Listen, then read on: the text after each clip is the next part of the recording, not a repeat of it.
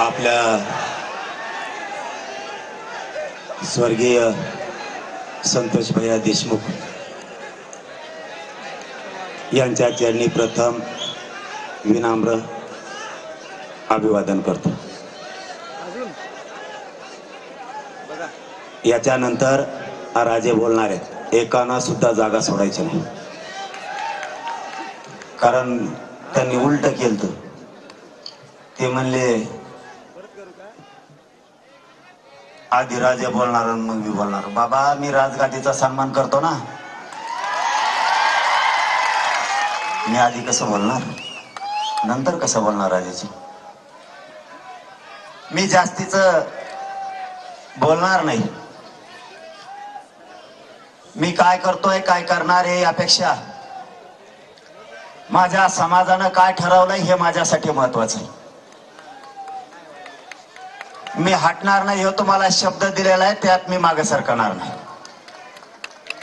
पण एक सांगतो, तुमच्या गोताळ्यात पहिलेच बसलो हो मी। अरे लईच खेसाखेशी तुमच्या, आमचं राहिलं बाजूला। लय अवघड काच काय इकडे। अण्णा तर बोलता बोलता म्हणले तुम्हाला जे ट्रोल करीत होते तेच मला करते। पण अण्णा, मला जे ट्रोल करीत होते ना, त्यांच्या आईला घोडे लावित होतो मी काचाकच।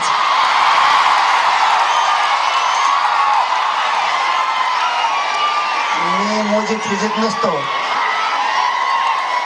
आणि मी काही समजित बी नाही आणला। मला माझ्या जातीवर कुणी जर अन्याय केला तर मी त्याला सोडित नाही, मग तो किती जागीरदाराच्या अवलाद असू दे। आज सत्ताधारी पक्षातले मला दुसराही प्रश्न विचारला आणखी एक याच्यात,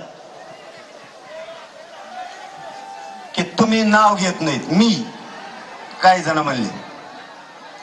म्हणले हे लढत नाही। तुम्हाला काय माहिती रे मी लढतो का नाही? कुठं बैठका घेता आणि कसल्या घेता आणि कोणाला डाग लावता, आणि मी काय नाव घ्यावा? ते सुरेश धस अण्णाच एकटा काफी आहे ना सगळ्याला पुरायला।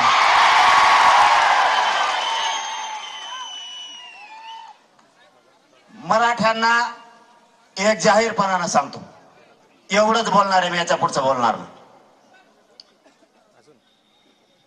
जो आमदार, जो खासदार, जो समाजाचा एखादा सामाजिक कार्यकर्ता समाजाच्या बाजूने बोलत असेल, मग तो भाजपचा असू द्या, नाही तर काँग्रेसचा असू द्या, नाही तर बेसरमाचा असू द्या, नाही तर शिवसेनेचा असू द्या,